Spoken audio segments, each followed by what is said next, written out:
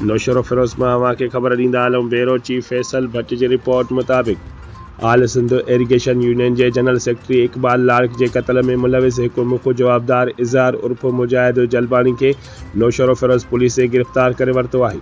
जवाबदार मटियारी के सेखाट वाले इलाके में बैंक में फुर करे रहो त पकड़जी पियो। बाद में मटियारी पुलिस अड़ो इतला नौशरो फिरोज़ पुलिस के दिनों। नौशरो फिरोज़ पुलिस जवाबदार के तहवील में वठी छो और 5 ॾींहं जो रिमांड वठण बैदि जांच शुरू करे छड़ी है। यूनियन अगवान इकबाल लाड़क के भी 2 हफ़्ता अगो फुर दौरान मज़ामत कत्ल किया हो। होॾां स्कार्प इरीगेशन यूनियन के सदर सागर यूसुफ मंगी कादिम हुसैन मरी समेत मक़तूल के वारसन यासिर इकबाल आसिफ इकबाल और बियन जवाबदार के हथकरण ते SSP नौशरो फिरोज़ SHO नौशरो फिरोज़ की कारकर्दगी के साराईंदे चयो त कातिल हिकु करण में पुलिस सुठो कमु कयो है। उम्मीद है त कत्ल में मुलविस बाक़ी 3 जवाबदारन के भी पुलिस जल्द हथ करे वारसन के इंसाफ़ फराहम कंदी।